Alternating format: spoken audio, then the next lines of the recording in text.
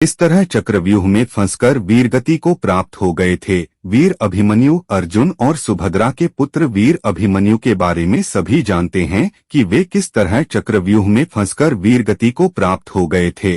आओ इस संबंध में जानते हैं बेहद ही खास रहस्य।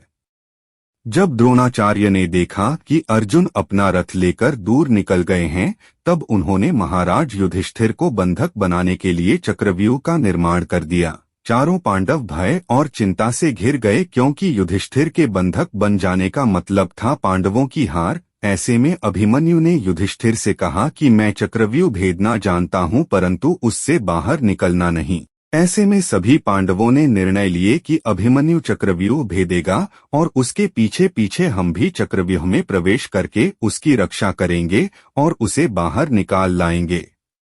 प्रारंभ में यही सोचा गया था कि अभिमन्यु व्यूह को तोड़ेगा और उसके साथ अन्य योद्धा भी उसके पीछे से चक्रव्यूह में अंदर घुस जाएंगे, लेकिन जैसे ही अभिमन्यु घुसा और व्यूह फिर से बदला और पहली कतार पहले से ज्यादा मजबूत हो गई, तो पीछे के योद्धा भीम, सात्यकी, नकुल, सहदेव कोई भी अंदर घुस ही नहीं पाए।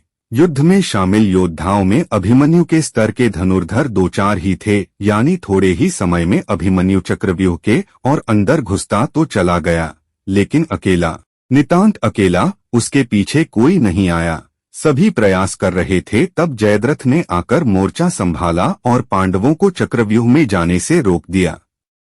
जैसे जैसे अभिमन्यु चक्रव्यूह के सेंटर में पहुंचते गए, वैसे वैसे वहां खड़े योद्धाओं का घनत्व और योद्धाओं का कौशल उन्हें बढ़ा हुआ मिला, क्योंकि वे सभी योद्धा युद्ध नहीं कर रहे थे, बस खड़े थे। जबकि अभिमन्यु युद्ध करता हुआ सेंटर में पहुंचता है, वे जहां युद्ध और व्यूहरचना तोड़ने के कारण मानसिक और शारीरिक रूप से थके हुए थे, वहीं कौरव पक्ष के योद्धा तरोताजा थे। ऐसे में अभिमन्यु के पास चक्रव्यूह से निकलने का ज्ञान होता तो वे बच जाते, या उनके पीछे अन्य योद्धा भी उनका साथ देने के लिए आते तो भी वे बच जाते, लेकिन थकान के कारण वे अधिक जोश और होश से लड़ नहीं पाए। चक्रव्यूह में प्रवेश करने के बाद अभिमन्यु ने कुशलतापूर्वक चक्रव्यूह के 6 चरण भेद लिए। इस दौरान अभिमन्यु द्वारा दुर्योधन के पुत्र लक्ष्मण का वध किया गया।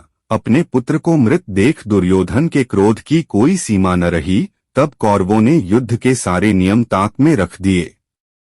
6 चरण पार करने के बाद अभिमन्यु जैसे ही 7वें और आखिरी चरण पर पहुंचे, तो उसे दुर्योधन, कर्ण, द्रोणाचार्य आदि सहित 7 महारथियों ने घेर लिया। वीर अभिमन्यु फिर भी साहसपूर्वक उनसे लड़ते रहे। सातों ने मिलकर अभिमन्यु के रथ के घोड़ों को मार दिया। फिर भी अपनी रक्षा करने के लिए अभिमन्यु ने अपने रथ के पहिए को अपने ऊपर रक्षा कवच बनाते हुए रख लिया और दाएं हाथ से तलवारबाजी करता रहा। कुछ देर बाद वीर अभिमन्यु की तलवार टूट गई और रथ का पहिया भी चकनाचूर हो गया। अब वीर अभिमन्यु निहत्था थे। युद्ध के नियम के तहत निहत्थे पर वार नहीं करना था, किंतु तभी पीछे से निहत्थे अभिमन्यु पर जोरदार तलवार का प्रहार किया। इसके बाद एक के बाद एक 7 योद्धाओं ने उस पर वार कर किए। अभिमन्यु वहां वीरगति को प्राप्त हो गए।